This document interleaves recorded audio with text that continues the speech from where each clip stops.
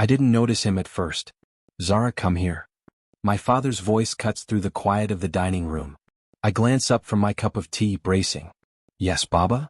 I say, keeping my tone neutral. He folds his arms, eyes sharp. Your engagement is finalized. You're marrying Farhan next month. My stomach drops. What? But Baba, I can't. You can and you will. It's settled. His voice leaves no room for argument. I retreat to my room, hands trembling. My dreams of independence feel crushed beneath the weight of tradition.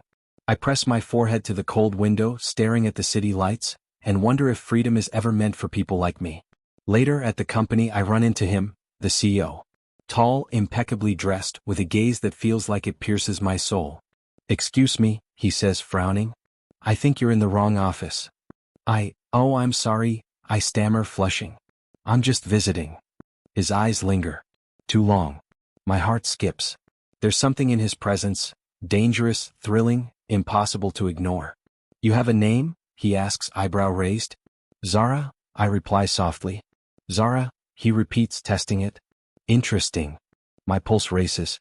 I can feel the walls around my heart trembling. He smiles faintly, a shadow of amusement and curiosity. I want to look away, but I can't. He glances at his watch. Well, Ms. Zara, I'll let you find your office. Don't get lost. I nod, words caught in my throat. I didn't expect him to notice me. Not like this. That evening, my father's words replay in my mind. You're marrying Farhan. I sit on my bed, clutching a locket I've worn since childhood, twisting it between my fingers. My mother's old wedding photo rests on the nightstand. A symbol of duty, a life I've never chosen. A knock interrupts my thoughts. Zara? I look up. It's him. What's he doing here? My pulse jumps. I wanted to check if you're okay, he says, leaning against the doorframe. You seemed troubled. I'm fine, I lie. My voice is quieter than I intend. He steps closer.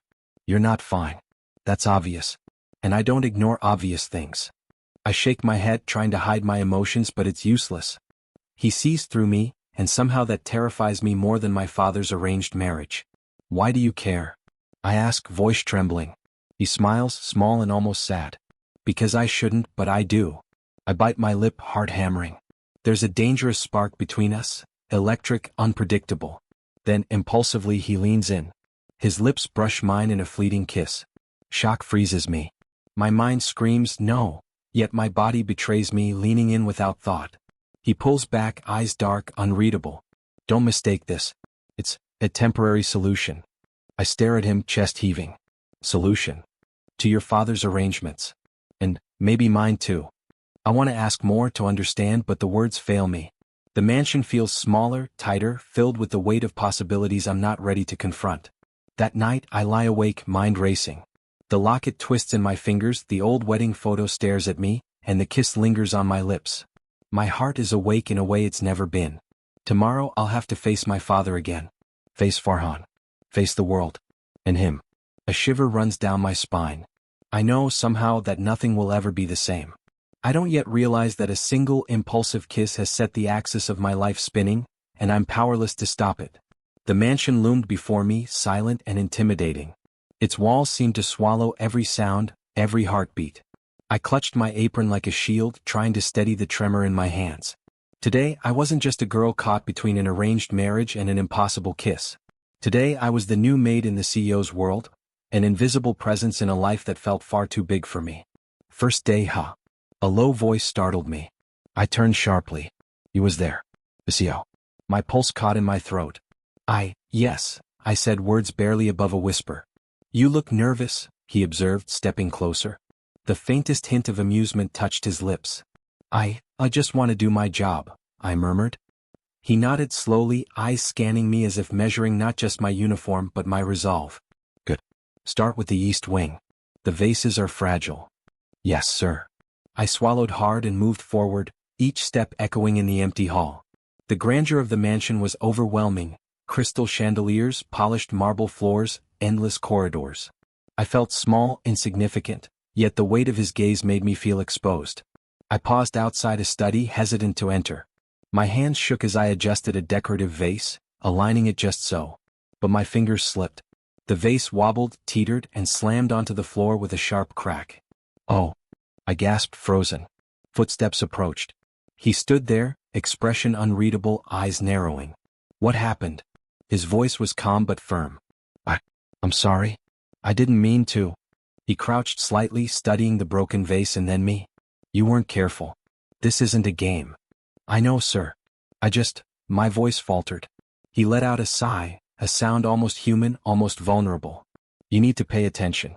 Everything here has a place, a purpose. Don't forget that. Yes, sir, I whispered. There was a pause. Then he said almost softly, you have potential. Don't waste it. I looked up, startled. Potential? Who was he to tell me that? Yet something in his eyes made me believe he meant it. Something else lingered there, something he wasn't ready to show anyone else. The rest of the morning passed in a blur of cleaning, organizing, and quiet observation. I tried to remain invisible, but he was always there, appearing in corners, checking small details, giving subtle instructions. I caught him watching me more than necessary, and each glance sent shivers down my spine. At lunch, I ate in silence, a tray balanced on my hands. You're quiet, he remarked, appearing behind me. I nearly dropped the tray. I don't talk much, I said quickly. Or you don't trust easily. His voice was low, teasing yet serious. That's fine. I'll figure you out anyway. I swallowed, words caught in my throat. I don't understand. You will, he said simply, walking away before I could respond. Hours later, while polishing silver, I overheard whispers from the staff.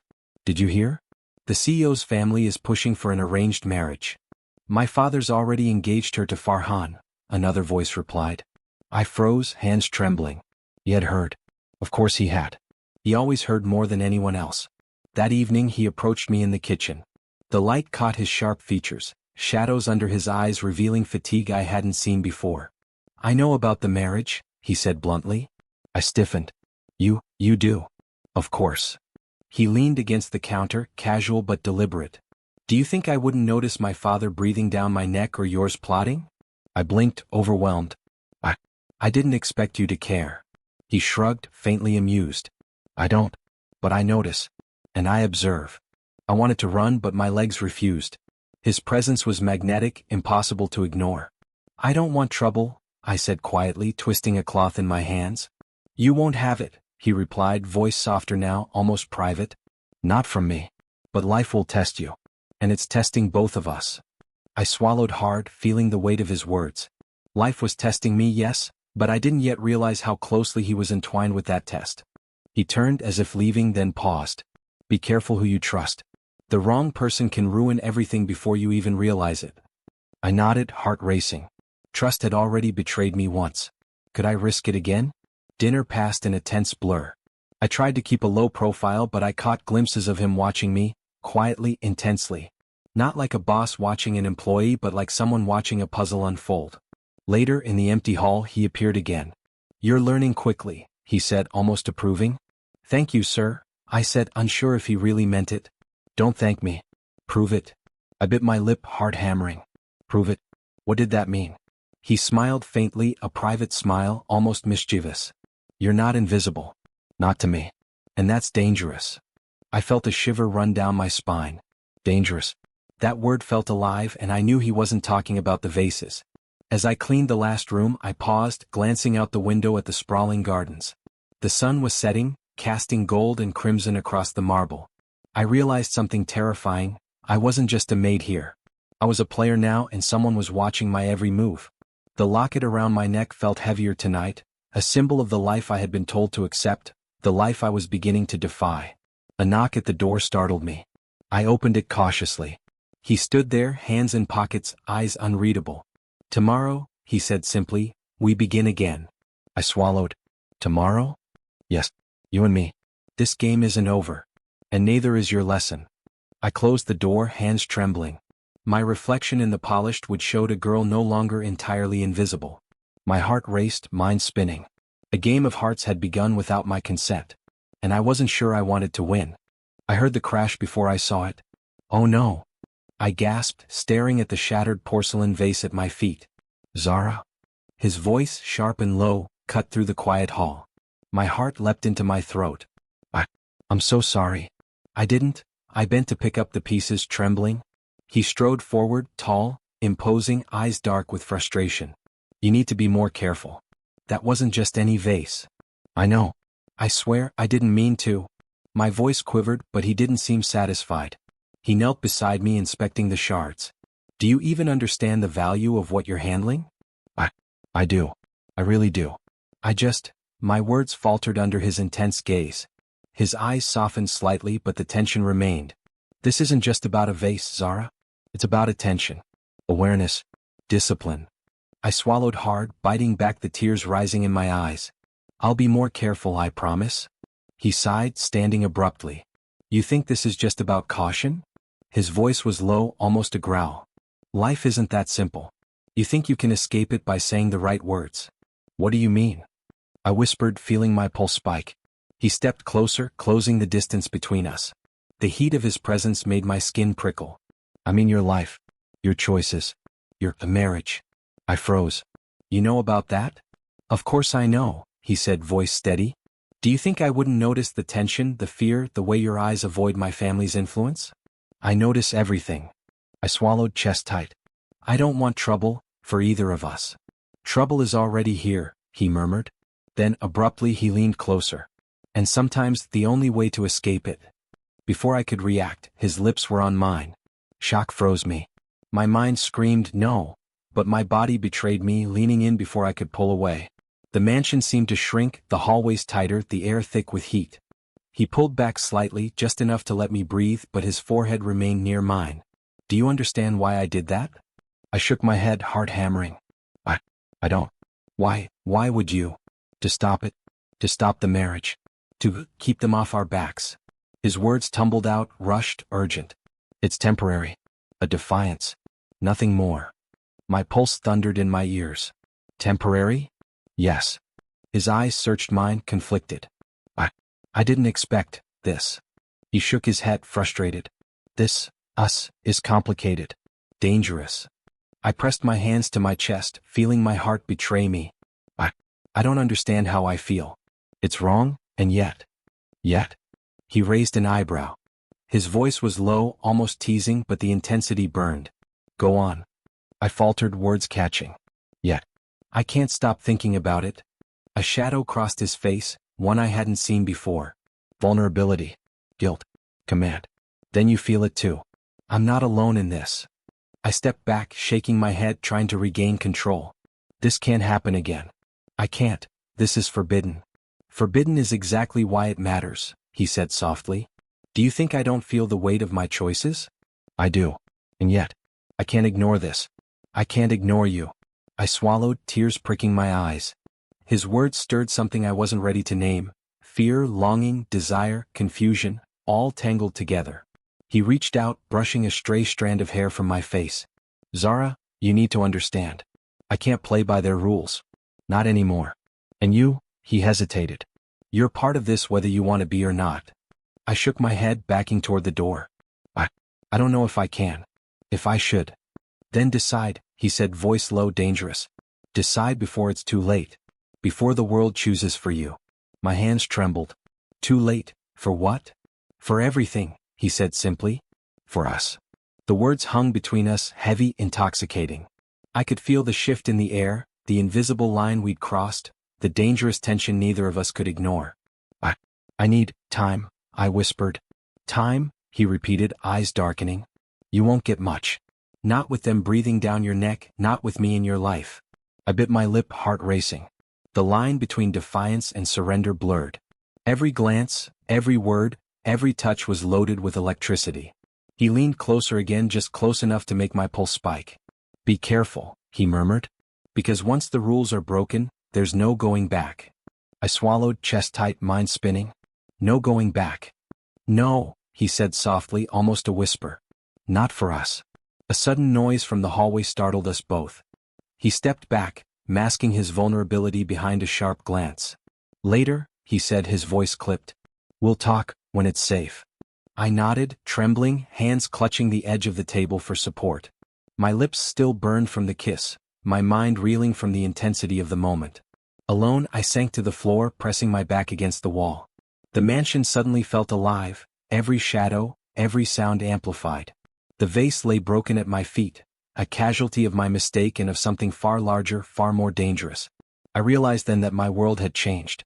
The kiss wasn't just a defiance. It was a declaration, a challenge. And I didn't know if I was ready, or if I even wanted to resist. Hours later, the house quiet, I replayed every detail in my mind. His eyes, the weight of his hand, the way his lips had pressed against mine, intoxicating, forbidden, electrifying. I knew I had crossed a line neither of us fully understood. And yet, I didn't pull away. Not completely. The thought made me shiver. I didn't sleep that night. The shadows of the hallways felt alive. Every creak of the floorboards, every whisper of wind through the curtains reminded me of him, of the kiss, of the danger we now shared. By morning I was exhausted, dizzy, heart still pounding from the previous night's events. But one thing was clear, the air between us had shifted, charged with a tension I couldn't ignore. I glanced at the shattered vase on the hallway floor. A symbol, perhaps, of what had happened. Broken rules. Broken boundaries. Broken hearts, maybe. And somewhere deep inside, a small, reckless part of me thrilled at the thought. The CEO didn't appear at breakfast, but I could feel him watching from the shadows.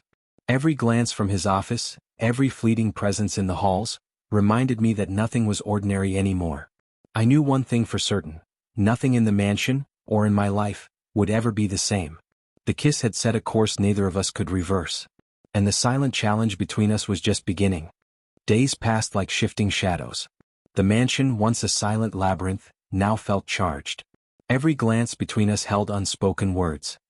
He maintained his distance in public, the CEO aloof and untouchable, yet in private I caught fleeting moments. His hand brushing mine while handing a file, a glance that lingered too long, a soft word muttered when no one else was near. I tried to convince myself it was nothing.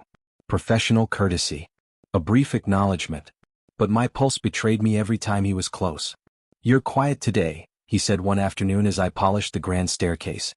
His tone was teasing, but the eyes behind it were sharp, observing. "I'm focused," I said softly, bending over the banister. "Focused or avoiding me?"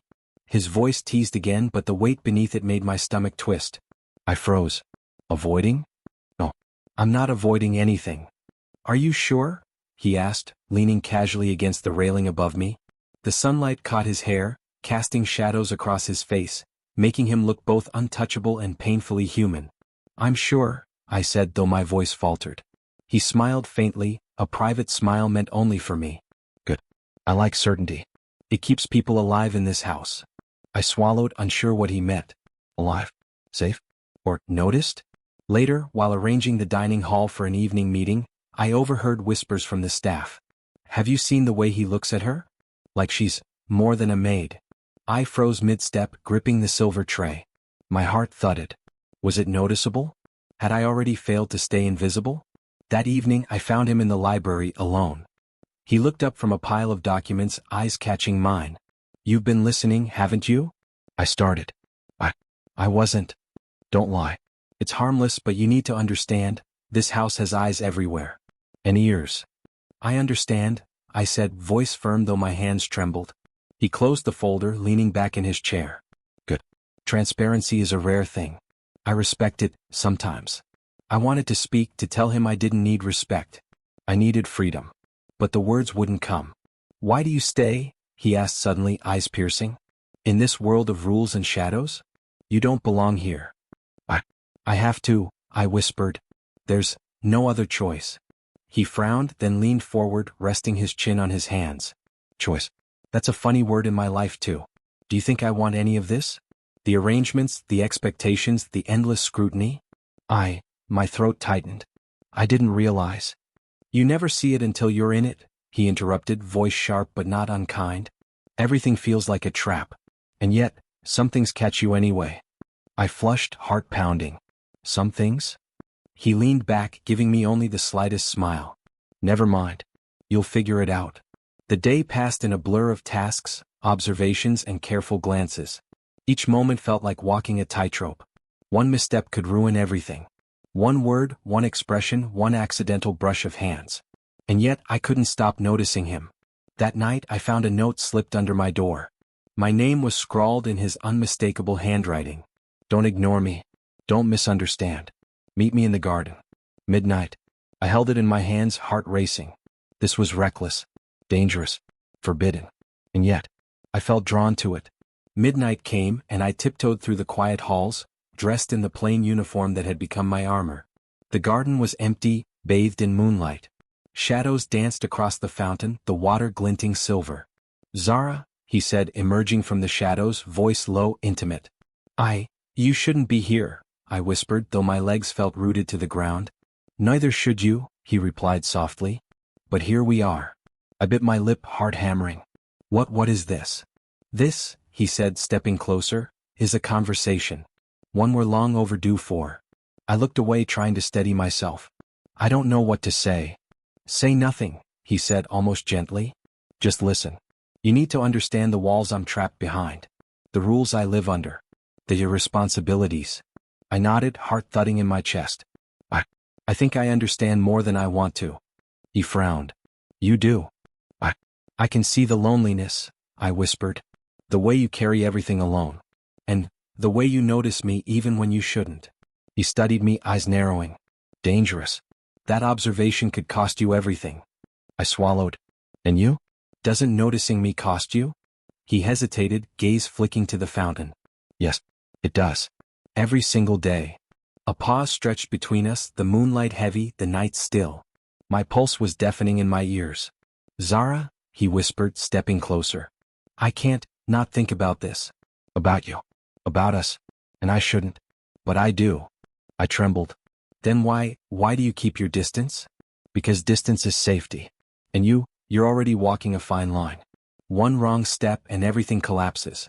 "I don't care about safety," I said softly, though my chest tightened. I don't want to be invisible." He stepped closer, heat radiating off him. "Then you're learning quickly." The silence stretched again. Every glance, every breath, every heartbeat felt magnified. I realized that the kiss, the impulsive defiance, had set something in motion, something neither of us could control. "You're braver than you realize," he said, voice low. "And stronger." I'm afraid," I admitted, voice barely above a whisper. He paused, then smiled faintly. "Good. Fear keeps you sharp. It keeps you alive." The words hung in the air, but the tension between us was more than words. A silent acknowledgement that we were both vulnerable, yet powerful. That the stakes were higher than either of us could admit. "I should go," I whispered, stepping back. He nodded slowly. "Yes. But remember, nothing here is simple. And nothing here is safe." I nodded, heart pounding, and walked away, every shadow in the garden feeling like a witness. Back in my room, I pressed my hands to my face, breathing rapidly. The mansion felt alive, every creak of the floor, every whisper of wind against the windows, reminding me of him, of us, of the dangerous tension that had grown quietly between us. I realized something terrifying. I was no longer just a maid. I was a player in a game I hadn't agreed to join. And he was both the challenge and the prize. As I drifted toward sleep, the last thought that lingered in my mind was simple and terrifying. The kiss was only the beginning. I wasn't supposed to hear it. I was dusting the library shelves, pretending to polish the same spot for the third time, when the voices drifted from the hallway. "She's too naive," said a familiar voice. "We need to keep the father informed. He trusts us." "I know," another voice replied.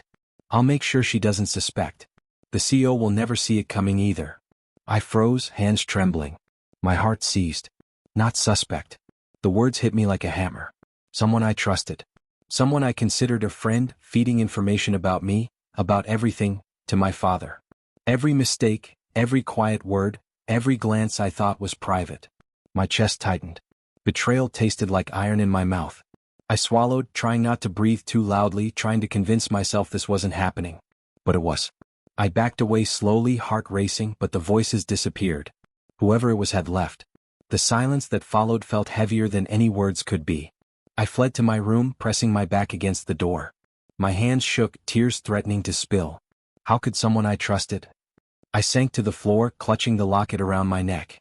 The world felt suddenly smaller, crueler, and yet oddly more alive. Every smile, every nod I had given, all now tainted by suspicion. A soft knock interrupted my spiraling thoughts. "Zara?" His voice, low and calm, cut through the storm in my mind. I wiped my tears quickly, trying to appear composed. I'm fine," I said, voice tighter than I intended. He opened the door, his sharp gaze immediately reading the tension in my posture. You're not. I faltered, unsure how to begin. How could I explain betrayal without breaking apart completely? He stepped inside silently, closing the door behind him. Do you want to talk?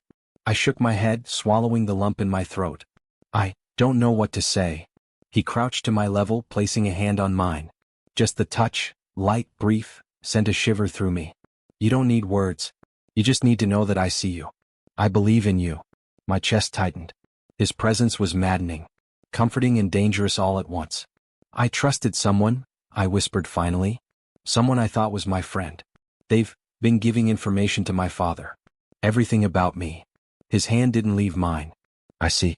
And it hurts, doesn't it? I nodded, feeling the betrayal twist deep inside. It's like a knife, twisting. Every interaction, every smile, every word now feels suspect. He exhaled slowly. Trust is fragile, he said. Loyalty, even more so. But this? He lifted his hand slightly, fingers brushing mine again. This is why you must learn to move silently, to hold your own power. I blinked, confused. Silent power? Observing. Listening. Acting when no one expects it. That's strength. That's control. And right now you need both. I shivered at his words.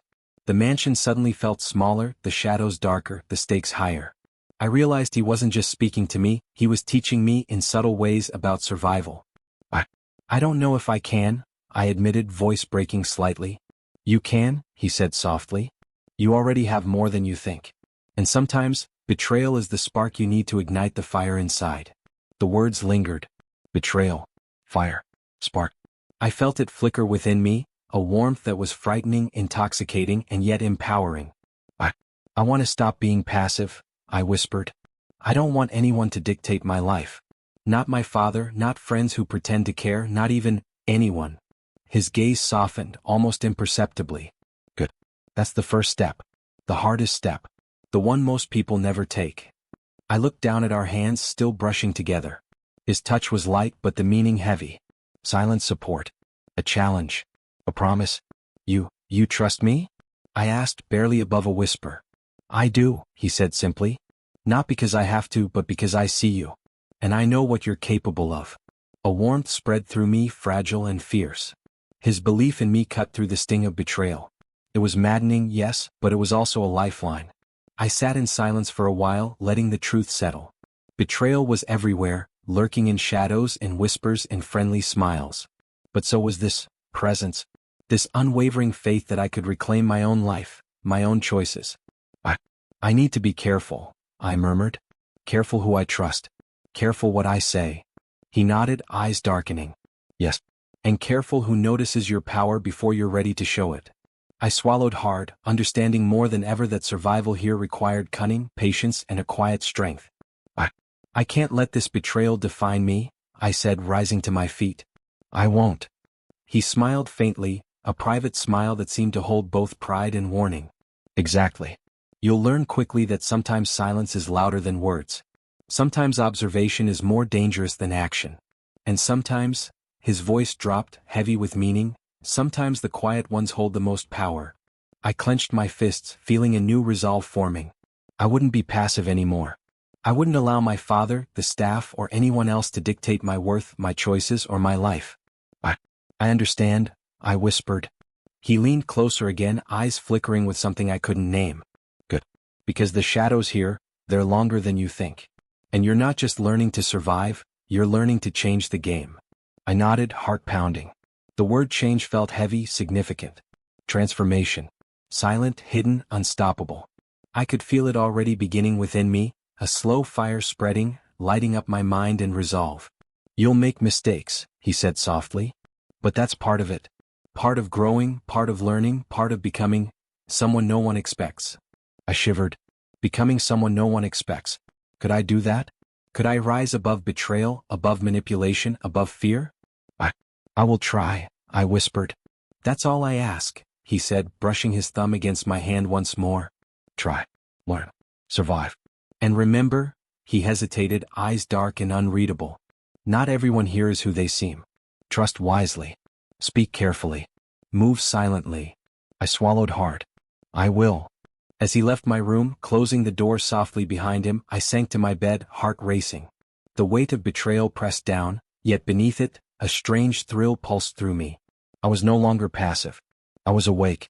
And in the shadows the transformation had begun. A quiet fire burned in me, and soon no one, not my father, not the staff, not even those who thought they could control me, would remain untouched. Tomorrow the first move would be mine. I woke before the sun, as I had been doing for the past week. The mansion was still quiet, the halls empty, but I felt awake in a way I hadn't before, alert, calculating, ready. Today I decided I would take the first real steps toward reclaiming control of my life. I moved through my tasks with a precision I hadn't known I possessed. Every tray polished, every floor swept, every detail noticed, yet unnoticed. I was invisible to the staff, yes, but visible to him, and that was all that mattered. "You're early," he said, emerging from the office without warning. His dark eyes caught mine, sharp, calculating. "Plotting something?" I smiled faintly, shrugging as I adjusted a vase. "Just finishing my work before anyone notices." He stepped closer, hands in pockets, studying me like a puzzle. Quiet ambition suits you." I tilted my head. "Is that a compliment or a warning?" "Both," he replied with a faint smirk. "You'll learn quickly which matters more in this house." I chuckled softly, heart racing. Every exchange with him felt like a test. He didn't give praise freely, didn't trust easily. Yet I craved it. I craved the rare smiles he reserved for moments I had earned, not begged for. Over the next days I trained myself to move differently, to act with poise, intelligence, courage. I watched him from a distance, noting how he navigated the boardroom, how he deflected his family's relentless pressure, how he hid the turmoil behind those cold, dark eyes. One afternoon, while polishing the drawing room windows, he appeared silently behind me. "You notice everything," he said softly, voice low, almost private. "Even the smallest details." "I try," I whispered, adjusting the curtains so that the sunlight fell just right on the furniture. He leaned closer, examining my work. "Most people would overlook this." "You don't?" I felt my chest tighten. Praise from him was intoxicating, dangerous. I want to do well," I admitted. "Good," he said. "And yet," he stepped back, a faint smile playing on his lips. "You've begun to teach yourself lessons I couldn't force on you." "That's impressive." I flushed, startled by the weight of his words. Teaching myself?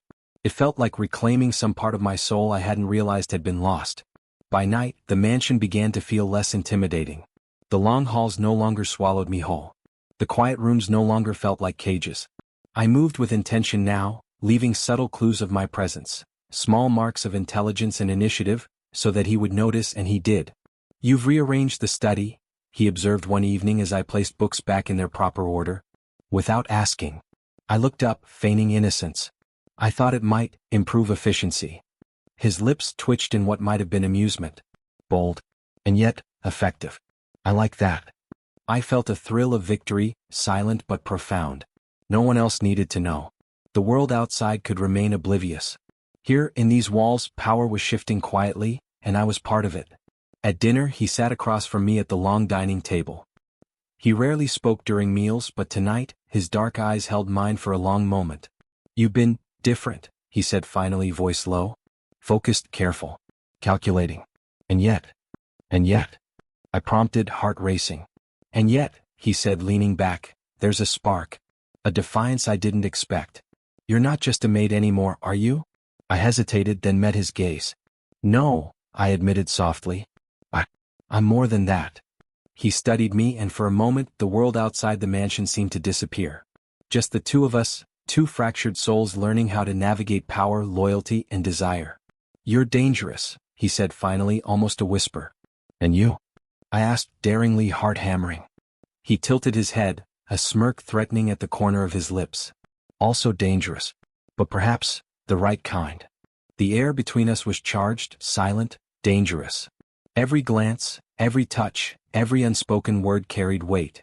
I began to understand that control wasn't just about the mansion, the family, or the arranged marriage.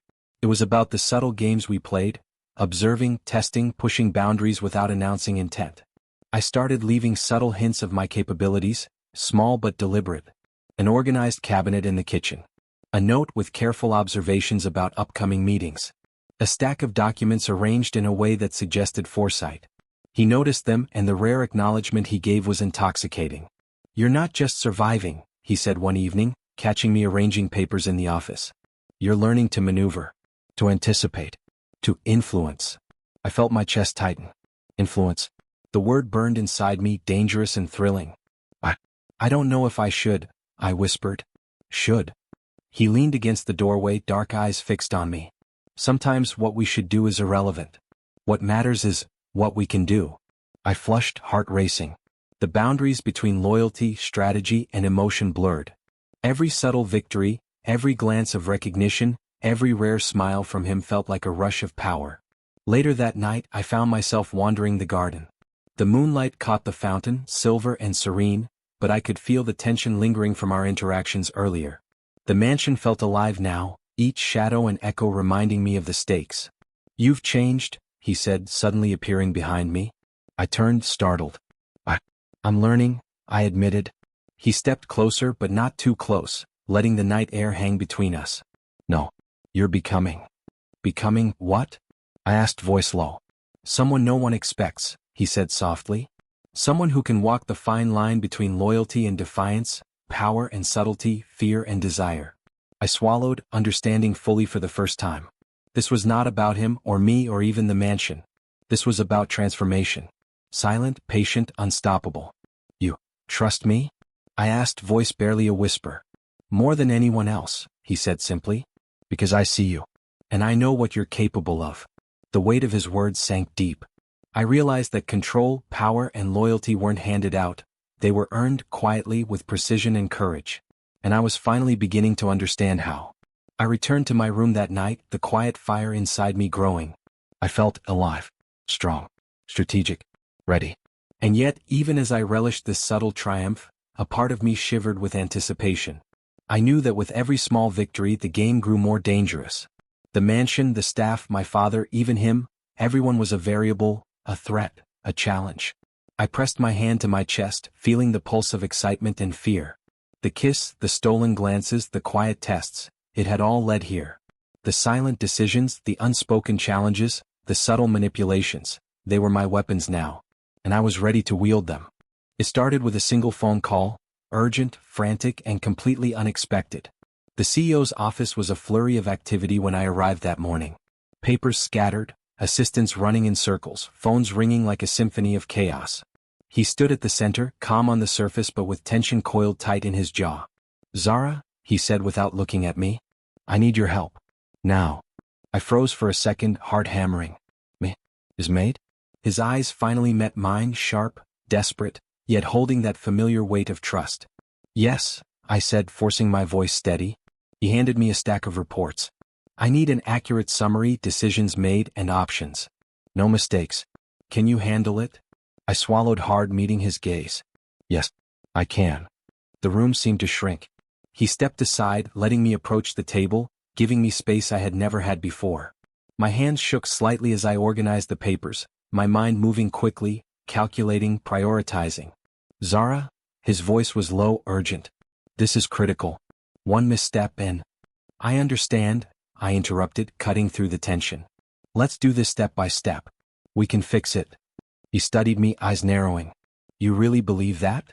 I do. For the first time I saw him falter. Not out of weakness exactly, but out of trust. Out of relief. Out of vulnerability. He stepped back and let me take the lead. Hours passed in a blur. I coordinated calls, rearranged schedules, analyzed figures, and made suggestions that he implemented without hesitation. Every decision I made, every insight I offered shifted the atmosphere in the room. I was no longer invisible. He glanced at me once, letting the corner of his lips twitch, a rare acknowledgement of approval.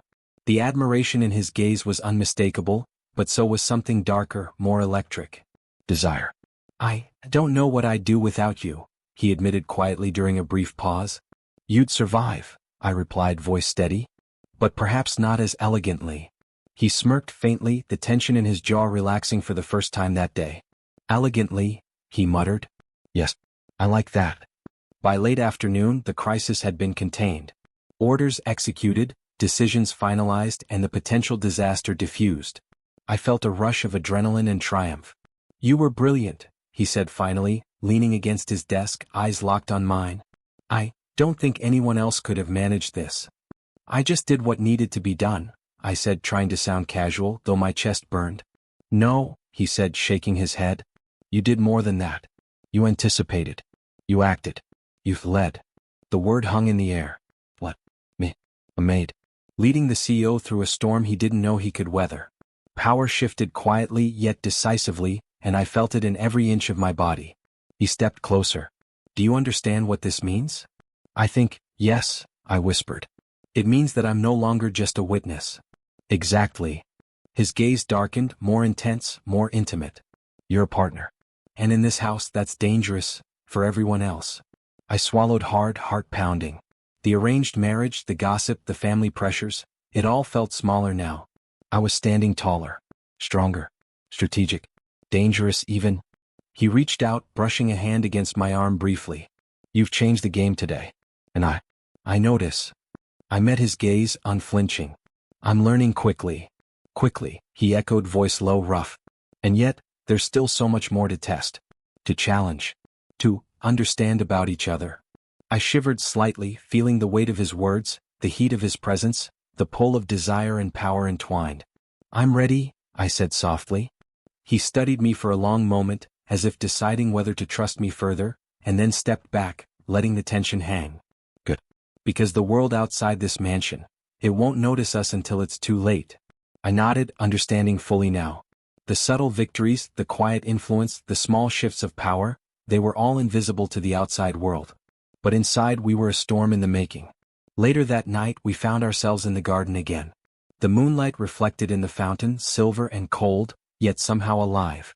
He watched me quietly, silent for a long moment, and then finally spoke.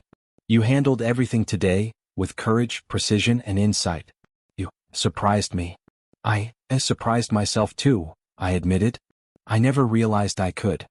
Control? He asked softly, finishing the thought. Influence? Yes, I said, voice firm. Both. He stepped closer, dangerously close, and I felt my pulse spike. And now, he said, voice low, you understand how intoxicating power can be, when wielded quietly, wisely, and without anyone noticing until it's too late. I swallowed, a shiver running through me. The mansion, the crisis, the fear, the admiration, the desire, they all blended into one thrilling, terrifying sensation. You're dangerous, he whispered, brushing a strand of hair from my face. And you? I asked softly. His eyes darkened, smoldering. Also dangerous. But perhaps, the right kind. The world felt suspended, as if the moonlight had frozen time. The power had shifted. I was no longer invisible, no longer powerless. And yet, the tension, the desire, the silent acknowledgement of influence between us, was more dangerous than any disaster we had faced today. I don't know where this ends, I admitted, heart racing. Neither do I, he said, voice low, almost a growl. But I know this, everything has changed. And we're no longer just players in their game. We're rewriting it. I swallowed hard, realizing the truth in his words. The arranged marriage, the family expectations, the gossip, they were all pieces on the board. And we were no longer pawns. We were the storm that would move them. He reached out again, this time brushing his fingers against mine deliberately. Do you feel it? The shift? I whispered. Yes. The balance. Between us. Between control and desire, power and trust. Just delicate. Fragile. Dangerous. I nodded, understanding fully. Fragile, yes, but intoxicating. Electric. Irresistible. Zara? His voice dropped, heavy with unspoken emotion. If anyone underestimates you, underestimates us, karma will be patient. And it will strike. I shivered. We're unstoppable then. Only if we remain careful. Silent. Observant. Strategic. I swallowed, heart pounding. I understand. A pause stretched between us. Every glance, every brush of skin, every unspoken word amplified the tension. Desire, admiration, and the thrill of control were intertwined now. The mansion had become our arena, and we were no longer players. They were the pieces. You've changed everything today, he said finally. And he stopped, words caught between desire and respect. I notice. Every subtle move. Every quiet victory. And I'm impressed. I felt my chest tighten. Then we continue. Yes, he said, voice low, rough with emotion. We continue. And the game, it's only beginning. The moonlight shifted across the garden as we stood there, silent yet fully aware of the balance that had tilted irrevocably. The kiss, the trust, the subtle influence, all leading to this moment where power and emotion collided. I felt alive, electric, untouchable in ways I had never known. The mansion had been my cage. Now it was my battlefield. And tonight, the first real victory had been mine. But outside the garden, the world continued to spin, oblivious. And I knew, deep down, that the next challenge would test everything we had silently built. The arranged marriage, the gossip, the family pressures. They had no idea that the balance of power had already shifted. I shivered, not from cold, but from anticipation. We had won today. But tomorrow, the stakes would rise. And the game was far from over. The tension in the room was palpable before I even stepped inside. I had heard whispers in the staff quarters.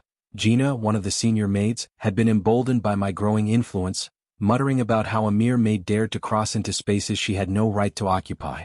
I gritted my teeth, walking through the polished halls toward the grand lounge where the confrontation was already brewing. My pulse throbbed, not from fear but anticipation. I had trained myself for this. Every moment, every glance, every subtle move had prepared me to face this challenge. As I entered, Gina's eyes flickered toward me, cold and calculating. Well, she said, voice dripping with false sweetness. The little maid thinks she belongs here now? I stopped, straightening my posture. I belong wherever my actions earn me space, I replied, calm, steady, deliberate. Every word was measured, carefully chosen. A few staff members murmured, sensing the tension but unsure which side to take. Gina scoffed. Earning space? By kissing the CEO? That's hardly skill. My pulse quickened, not with panic but with a surge of defiance. Do you think loyalty and courage can be measured by gossip and assumptions? I asked. Perhaps true competence is invisible until it's undeniable. Her face flushed, surprise and anger mingling. You dare speak to me like that? I held her gaze without flinching. I don't dare, I said softly. I act. And I speak only when necessary. The CEO appeared quietly in the doorway, leaning against the frame with an inscrutable expression. His eyes flickered toward me, sharp with pride and something else, something that made my chest tighten. Gina's voice wavered. He wouldn't approve of this, of you. He did, I said firmly. And it's not because I sought his approval. It's because I earned his trust. Through actions, decisions, and results. The room went silent. The weight of my words settled over everyone present. Impressive, the CEO said finally, stepping forward. His voice was calm, quiet, yet authoritative. You've spoken well. And clearly, truth matters more than opinion here. Gina's jaw tightened and she looked ready to snap, but she faltered under the calm decisiveness in his tone. You are no longer invisible, he continued, eyes darkening with intensity as they met mine.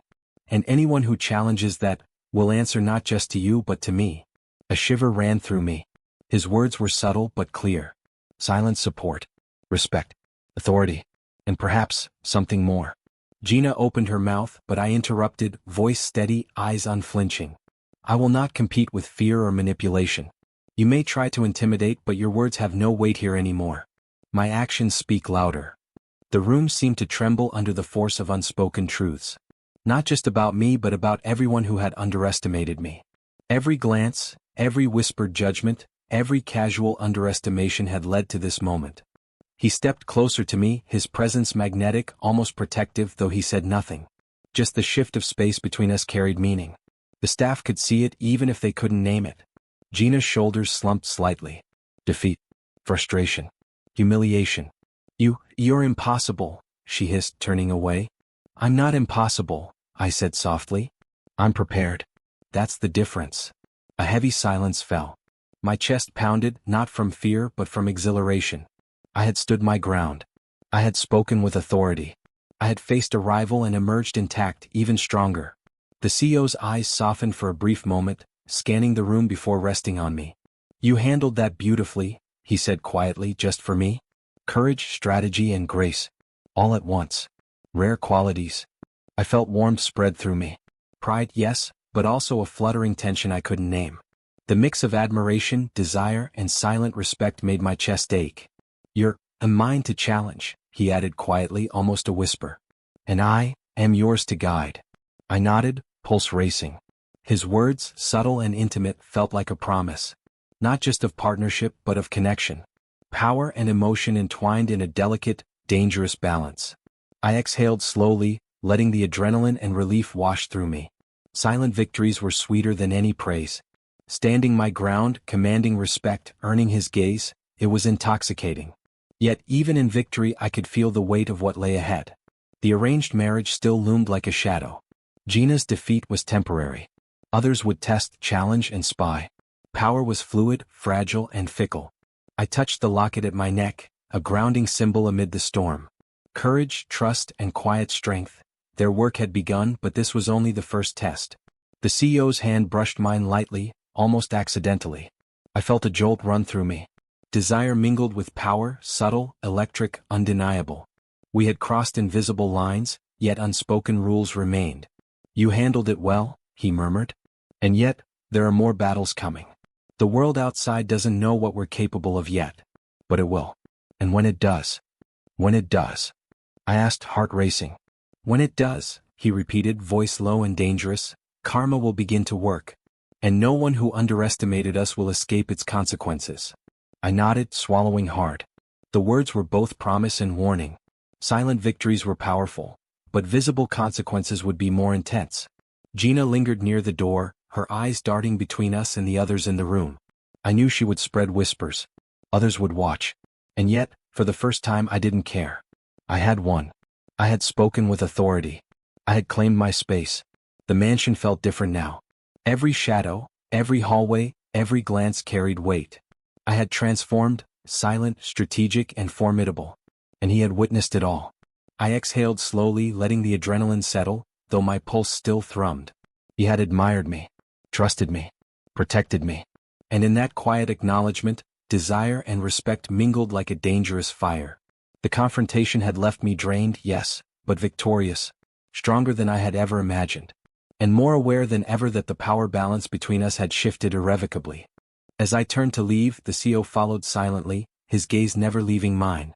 "Rest," he said softly. "We'll need your strength for what comes next."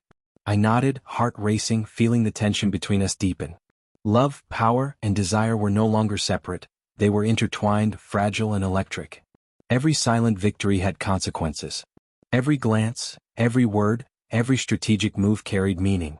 I walked toward my room, alone but unafraid. The air in the mansion seemed charged, electric, alive. Karma was patient. And it had begun its quiet work. Tonight I had claimed my voice. I had claimed respect. I had begun to claim him in ways that neither of us could yet define. And I knew with certainty that the battles ahead would test everything: courage, loyalty, strategy, and emotion. But I was ready.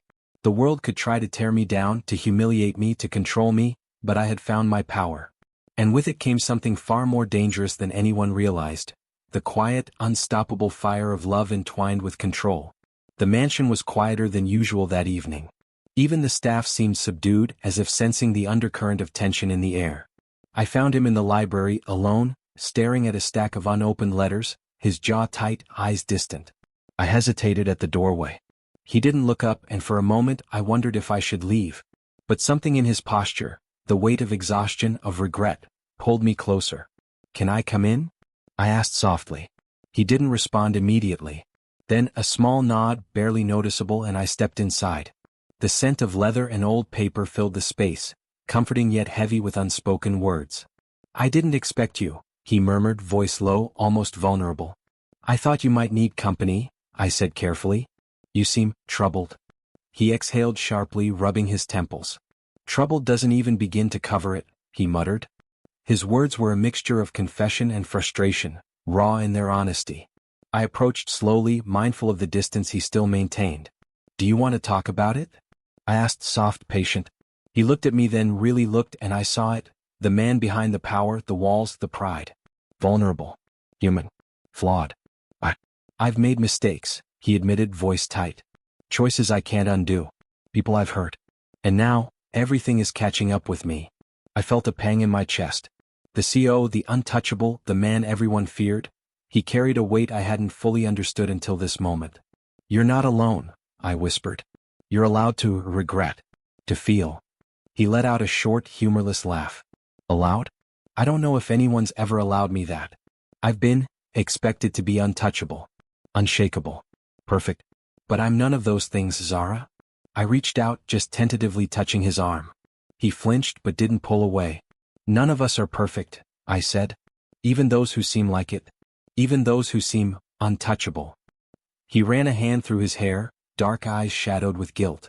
The kiss, the way I relied on you, it wasn't just impulsive. I was desperate. Afraid. Afraid of the marriage, of failing my family, of failing myself. And somehow I leaned on you. Trusted you. And I don't know if that was fair. I swallowed hard. My chest tightened. The realization hit me, his defiance, his impulsive act, his reliance on me, it wasn't just convenience.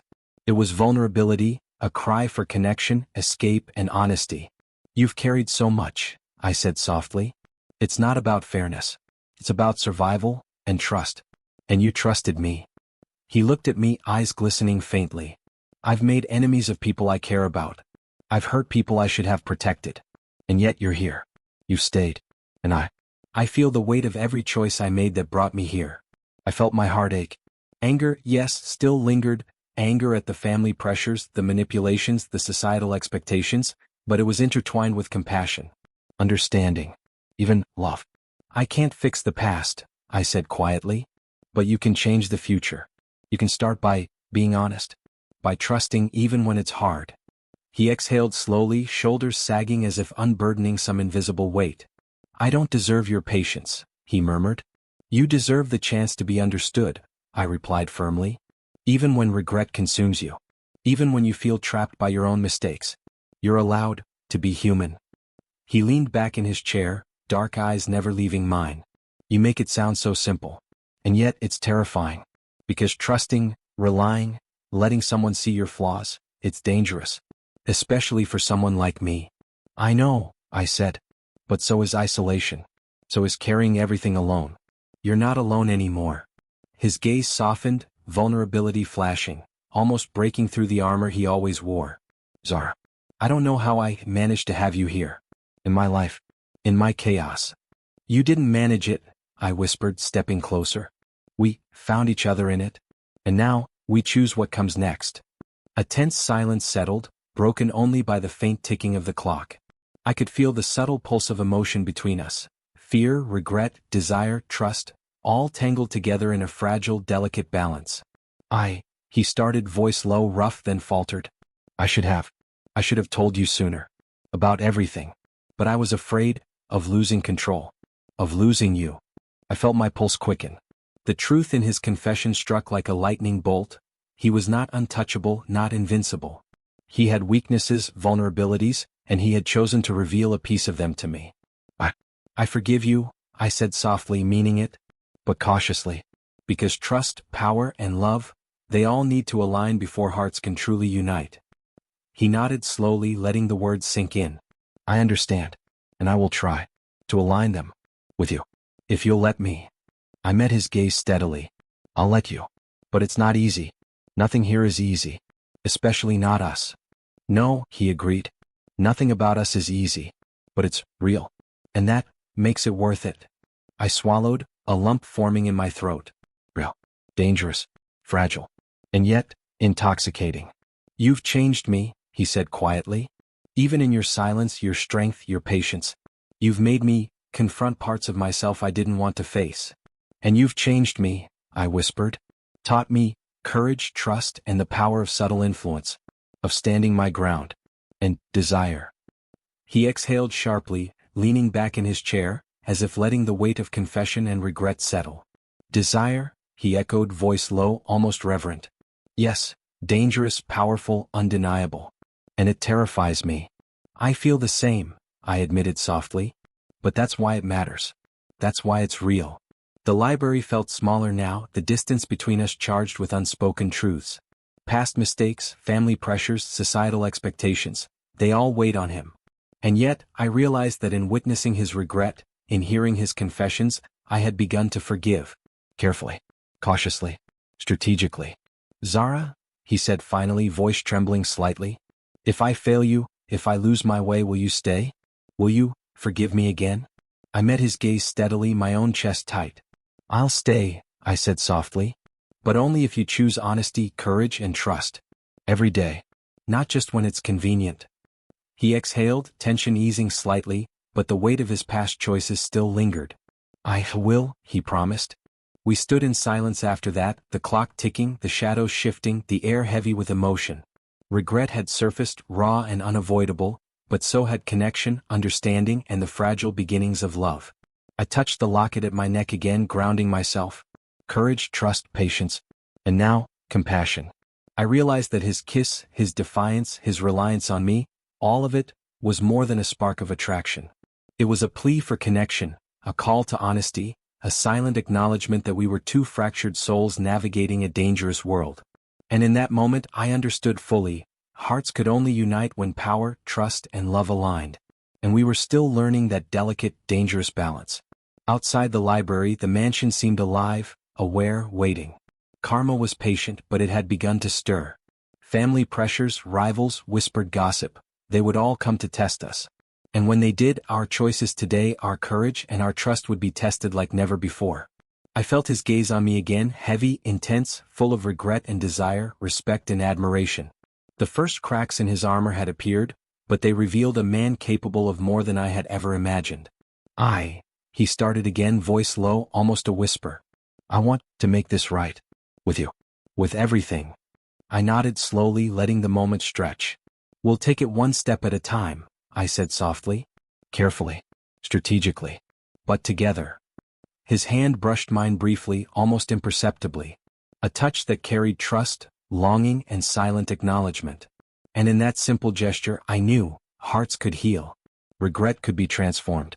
Power could be shared. And love, fragile, dangerous, intoxicating, could finally begin to intertwine with everything else. The library felt electric. The world outside still raged, still plotted, still threatened. But inside these walls, in this fragile space of confession and understanding, a shift had occurred. And I realized with a thrill that mingled with fear that nothing, not family, not rivals, not the past, would ever be the same again. I had always believed the mansion was a sanctuary. Walls thick with wealth and secrecy, corridors that held whispers only we could hear. But today the walls felt paper-thin, every glance outside carrying judgment, every word a potential weapon. It started with a leak. A careless whisper, a photograph taken by someone who shouldn't have been watching, and suddenly the world knew. The arranged marriage, the CEO's defiance, and my involvement, it was all exposed. I stared at the tablet in my hands, reading the headlines. CEO rejects arranged marriage, employee at center of scandal.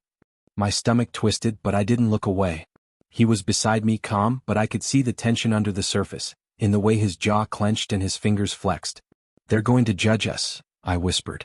Let them, he said, voice low, steady. We've been judged before. And we survived. Together. I glanced at him, heart pounding. Together. The word felt heavier now, richer. It wasn't just about defiance, it was about trust, partnership, and something more fragile, more dangerous. Love. The staff was buzzing, whispers ricocheting through the halls like sparks.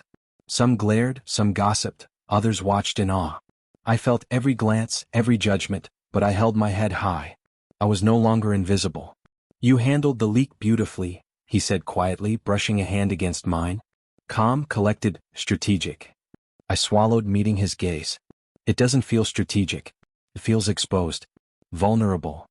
And yet, he murmured, eyes dark, intense, you still stand. Unshaken. That's real strength, Zara. A sharp knock at the door interrupted us. An assistant peeked in, eyes wide. Sir. Ma'am, reporters are waiting outside. They want statements. Photos. Anything you'll give. I stiffened. The mansion was supposed to protect us. Now it felt like a stage. Do we have to respond? I asked, voice tight. Yes, he said firmly. But we respond on our terms. Together. The moment the front doors opened, flashes of cameras assaulted me. Reporters shouted questions, voices overlapping, demanding answers. He stepped forward, protective yet deliberate, guiding me into the spotlight. Zara, he said quietly, lips brushing my ear, stay calm. Just be yourself. I nodded, trying to steady my racing heart. They asked questions, invasive and pointed. What's your relationship with the CEO? Were you involved in the decision to refuse the marriage? Do you have ambitions beyond your role here? I paused. Then I spoke, voice firm, clear, unwavering. I am here because I earned my place. Not because of convenience, not because of impulse, but because of trust, courage, and hard work. And yes, I am with him by choice and we will make our own decisions together. A gasp rippled through the crowd. Cameras clicked furiously. Reporters scribbled, whispered again. He stepped closer, hand brushing mine deliberately in public, a signal that was ours alone. And nothing anyone says or assumes will change that, he added, voice low, carrying that same intensity one had come to crave. I felt a surge of pride. Not just for myself but for us. We were no longer hiding. We were claiming our story. Publicly, unapologetically. After the crowd dispersed, the mansion was quieter, the echoes of cameras and questions lingering in the air. I sank onto the velvet sofa, exhaling sharply. That was, I started, unable to finish. Intense, he said with a faint smile. And necessary. I feel vulnerable, I admitted. Exposed in a way I've never been before. And yet, he said, voice low, brushing a loose strand of hair from my face, you still look untouchable. Commanding. Alive. Beautiful. My pulse spiked, heart racing, a mix of fear, pride, and something more electric. Seen now, I whispered. Yes, he said, gaze darkening. Not invisible. Not underestimated. And not alone. He leaned closer, and this time the kiss wasn't impulsive. It was deliberate, claiming, deliberate in its intent. Not a spark of rebellion, but a declaration. A claim. A promise. I melted into it, the world fading until only his presence existed. Hands held me, grounding me, affirming me, marking the moment as ours. Not scandalous, not fleeting, but real. Solid. When we finally pulled back, breathless, I looked into his eyes and saw admiration, desire, and something softer. Love. Recognition of our journey. Acknowledgement that the battles, the whispers, the threats, they had led to this. Karma, he said quietly, almost a growl. It's already unraveling those who plotted against us. I followed his gaze to the shadows of the mansion, glimpses of those who had conspired, gossiped, underestimated. Their faces showed discomfort, exposure, humiliation. Silent victories, yes, but powerful. I've never felt like this before, I admitted softly.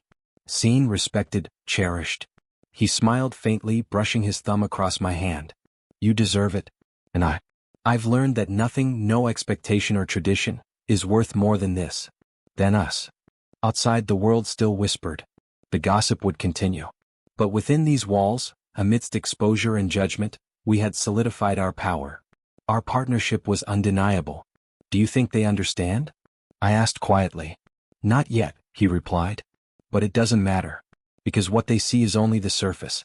The truth, the bond, that's ours. I nodded, chest tightening with emotion. All the betrayal, the fear, the secrecy, it had led here. To recognition, respect, and love intertwined with power. The mansion felt alive again. Not with fear or secrecy but with energy, with a quiet thrill of victory. We had navigated scrutiny, ridicule, envy, and emerged stronger. Unbroken. United. He touched my face gently, fingers lingering against my cheek. We've come a long way, he murmured. And yet, the world outside still doesn't know how far we'll go. I know, I whispered. But I'm ready. With you. A faint knock at the door interrupted the moment. An assistant appeared, eyes wide. Sir, ma'am, family members are asking for explanations. And there's an unexpected visitor waiting. He glanced at me, dark eyes flickering with caution and something else, anticipation. We'll handle it, he said, brushing his hand over mine one last time. Together. The tension was immediate. Family pressures, whispers, enemies, they had begun to circle, drawn to the story now in public view. And while our bond had strengthened, the next test was coming. I felt a thrill of fear, anticipation, and exhilaration. Exposure had changed the rules of the game. The public reveal was only the beginning. He stepped closer, voice low, a whisper meant only for me. No matter what comes, remember. We choose our path. Not them. Not tradition. Not expectation. Only us. I remember, I whispered, heart racing, a shiver running through me. Only us. And in that declaration, amidst the flashes of cameras, whispers, and gossip, I realized how far we had come. From fear, secrecy, and betrayal, to recognition, love, and shared power. But the night was far from over. Outside forces were already moving.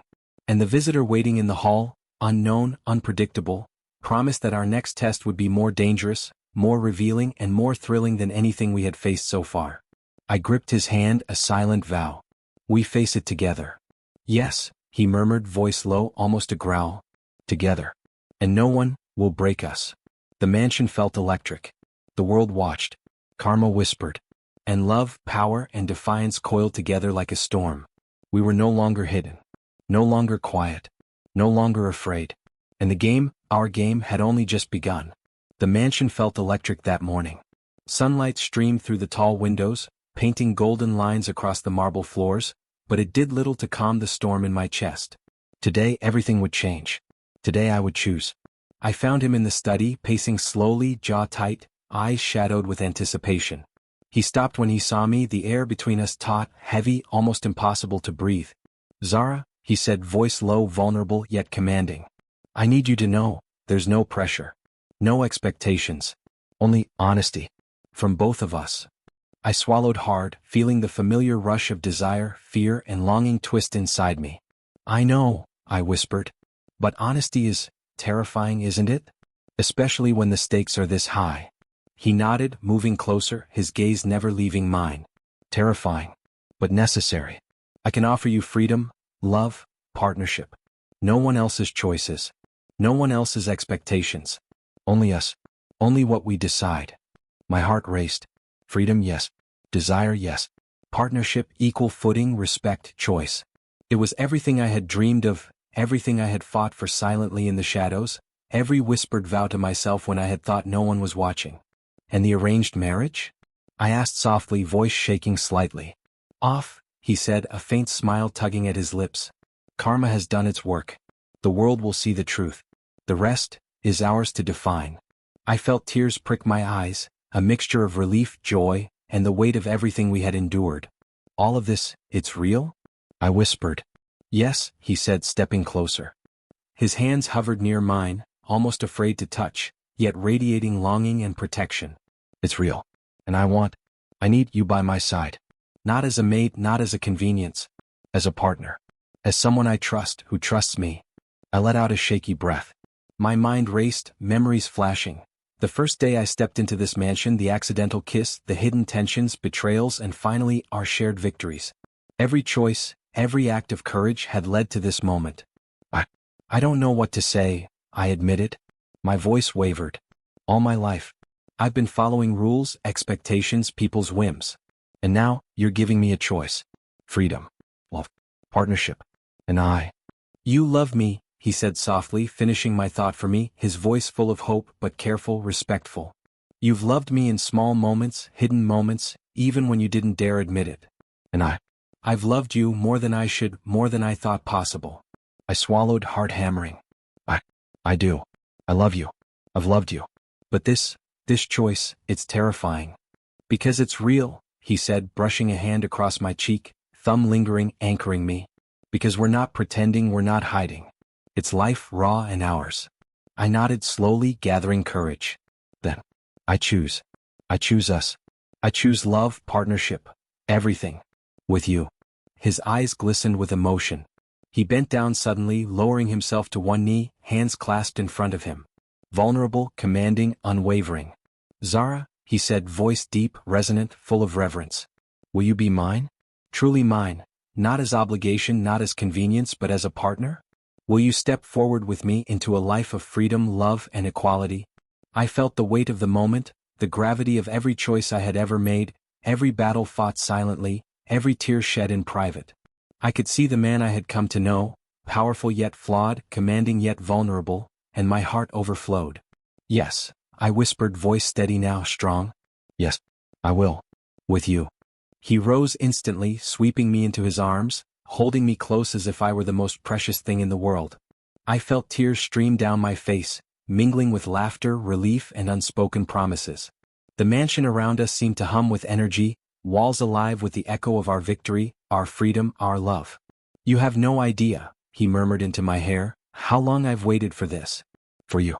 For us." "I think I do," I whispered back, tilting my head to look at him. "I've waited too. For someone who would see me. Respect me. Trust me. Love me." He smiled, dark and full of desire. "Then we're even," he said, brushing a hand through my hair, letting fingers linger on my cheek. "And from now on, we face everything together. No compromise on who we are. No hiding. Only honesty, trust, and love. I felt a thrill, a rush of freedom and exhilaration. No longer passive, no longer a pawn. We had reclaimed everything, the power, the choice, the love. And this time it was deliberate, mutual, undeniable. And the world outside? I asked, voice soft, almost hesitant. The scrutiny, the gossip, the people who doubted us? Let them watch, he said firmly. They can whisper, speculate, try to judge. But nothing they say will matter. Because we've chosen each other. And our bond, our power, it cannot be undermined by their ignorance. I nodded, chest tight with emotion. Then it's over. The fear. The secrecy. The uncertainty. From now on we are open. Ourselves. Free. He pulled me closer again, hands firm on my waist, forehead pressed to mine. Exactly, he whispered. Free, together. And nothing, no one, will ever take this from us. I smiled through tears, laughing softly, the sound mingling with his own low chuckle. The mansion seemed alive with joy, the energy of resolution, of hearts unburdened, of power reclaimed. Every corridor, every room had witnessed our trials, our victories, our transformation, and now it bore witness to our love. I never thought this day would come, I said softly, brushing a hand across his chest, feeling his heartbeat echo mine. But it has. And I've never felt stronger, braver, or more alive. Neither have I, he admitted. And it's all because of you. Your courage, your patience, your integrity. You've changed everything. Even me. I leaned into him, closing my eyes for a moment. And you've changed me, I whispered. Taught me trust, taught me power, taught me love that's not afraid of vulnerability. We stayed like that for a long moment, foreheads pressed together, hands entwined, hearts aligned. Outside, the world waited as it always did. But inside these walls, we had created our own reality, one built on choice, respect, and mutual devotion. I think we should celebrate, he said finally, smiling down at me, dark eyes glinting with mischief and warmth. Not just the love but the journey. The battles we fought. The karma that, well, delivered justice where it was due. I laughed softly, nodding. Yes. For all the shadows, the betrayal, the tension, finally light. Finally clarity.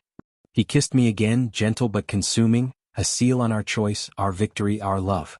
And this time there was no hesitation, no fear, only trust, desire, and mutual surrender to what we had fought so hard to earn. Pulling back slightly, he whispered, from now on, nothing will define us but us. Nothing, I echoed, smiling through tears.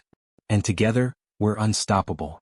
The mansion seemed to hum with energy, corridors alive with the echoes of our laughter, whispers of past trials dissolving into triumph. We had faced scrutiny, betrayal, fear, and temptation. We had risked everything. And now, standing in each other's arms, we knew the final choice was ours alone. And it felt like destiny. Power. Love. Converging. Perfectly.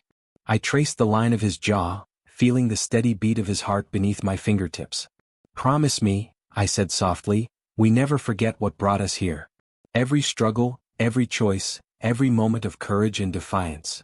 I promise, he murmured, brushing his lips against mine once more. Every day. Forever. I laughed, a sound mingling relief, joy, and wonder. Then let's begin. A life of partnership. Love. Power. Freedom. All of it together. He smiled, dark and intoxicating, and pulled me into a final, lingering embrace. Together, he agreed. Outside, the world waited, but inside, our hearts were free. We had chosen each other. Fully. Completely. Unafraid. And for the first time in my life, I felt unstoppable. The mansion was quiet, sunlight spilling across polished floors, painting gold along the walls. It felt different now, not imposing, not intimidating, but alive. Warm. Ours. I walked through the halls, each step echoing softly, and felt the weight of everything we had endured. Fear, betrayal, secrecy, all had been replaced by something stronger. Something lasting. He appeared beside me, hand brushing mine, fingers intertwining effortlessly. You've been quiet, he observed, voice low, teasing yet tender. I'm just taking it all in, I admitted, letting my gaze wander across the familiar rooms that now felt like home. Everything we've faced, and how far we've come. He smiled, thumb brushing the back of my hand. It hasn't been easy. Not for either of us. No, I agreed. But it's worth it. Every tear, every sleepless night, every whispered worry worth it. He stopped and turned to face me, eyes dark and warm. Do you feel complete? I considered that, heart swelling. Yes, I feel free, seen, respected, loved. And not just in words but in every choice we've made together. That's what makes it complete. He reached out, tucking a loose strand of hair behind my ear, thumb lingering on my cheek. You've changed everything. For both of us.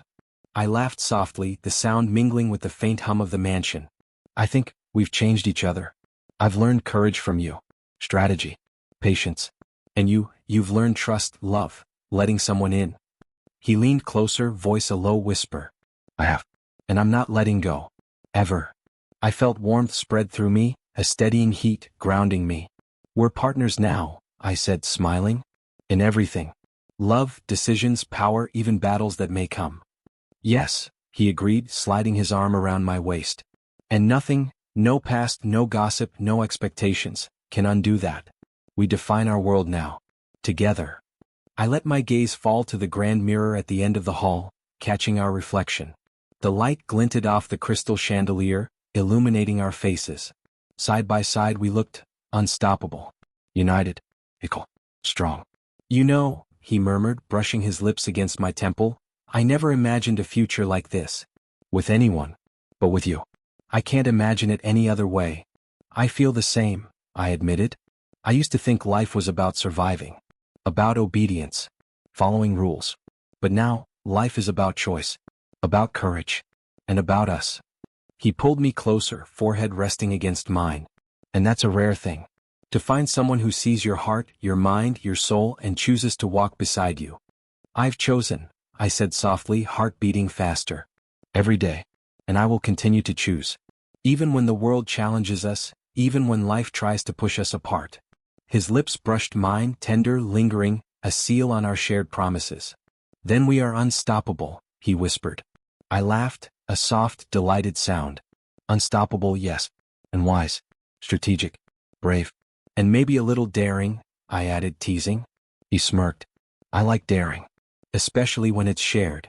We wandered through the mansion together, hand in hand, silent sometimes, speaking in whispers other times. Each room told a story of our journey, from fear and invisibility to defiance, revelation, and partnership.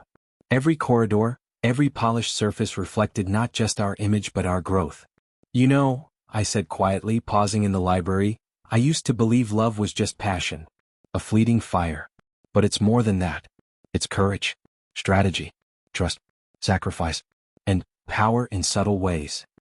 He nodded, brushing his hand along a spine of a leather-bound book. Exactly. And it's balanced. Not one-sided. Not forced.